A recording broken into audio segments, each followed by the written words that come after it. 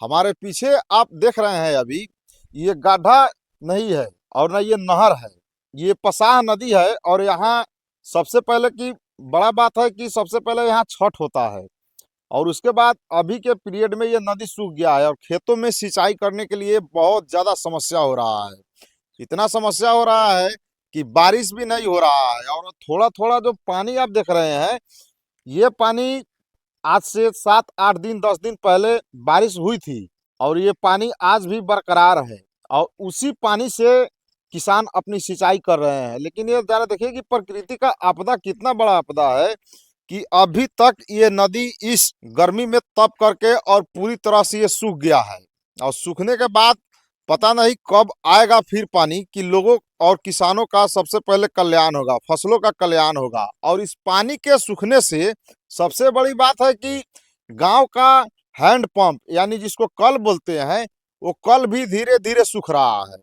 और बहुत ऐसा कल है जितने घर में है, हो सकता है कि 5 से 10 घर अभी के पीरियड में, उससे ज़्यादा हो सकता है कि ये सूख गया है। और उसके बाद लोग कहाँ कहाँ से मैनेज कर करके अपना पानी से जीवन चला रहे हैं, जबकि जल ही जीवन है, जल ही कल है। हमारे साथ एक नवयुवक जुड़ चुके हैं और इनसे हम बात करते हैं इस पानी और नदी को लेकर के समस्या में। क्या नाम हुआ?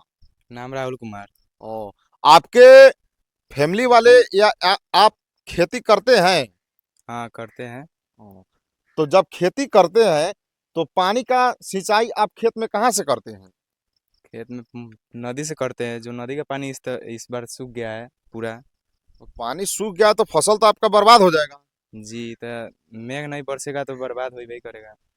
तो प्रकृति आपदा है, इसके लिए कुछ ना कुछ तो मान के चलिए कि जब बारिश होगा उस समय तो आपका खेत का सिंचाई अच्छा से होगा, लेकिन जब बारिश नहीं होगा फिर से सिंचाई करना होगा, पानी पटाना होगा फसल में, तो उस समय आप कहाँ से पटाएंगे? बोरिंग से पटाएंगे उसमें। अब बोरिंग भी तो सूख गया धीरे धीरे, मतलब कि आपका फसल या अन्य किसान का फसल बर्बाद होते ही चला जाएगा। जी, जब फसल बर्बाद हो जाएगा तो फिर जीवन कैसे चलेगा?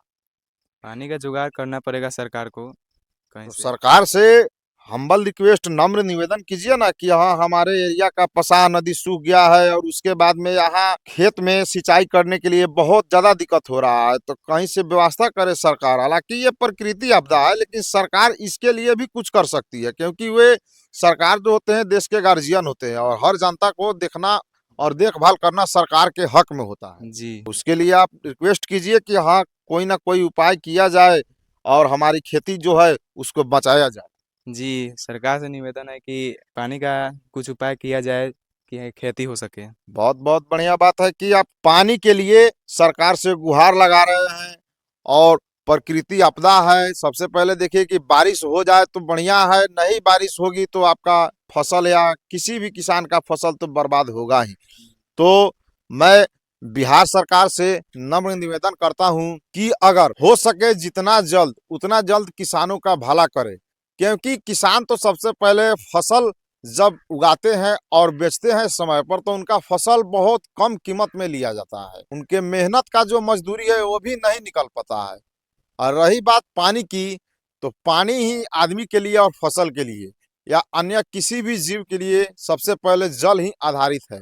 और इस पानी को लाने में अगर सरकार जितना जल्द मदद करे सबसे बेहतरीन काम होगा और किसानों का जीवन बच पाएगा। और ये पसाह नदी है, ये कोई गाढ़ा और नहर नहीं है।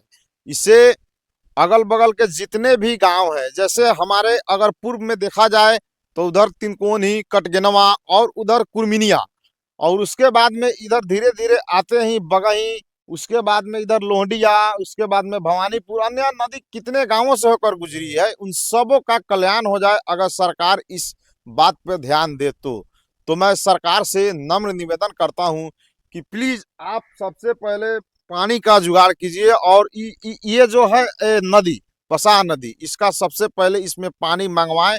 किसी भी तरह से कोई अगर डैम खोलना हो, कोई अगर नहर को काट कर अगर इसमें पानी लाना हो तो आप उसको जल्द से जल्द उपाय करें।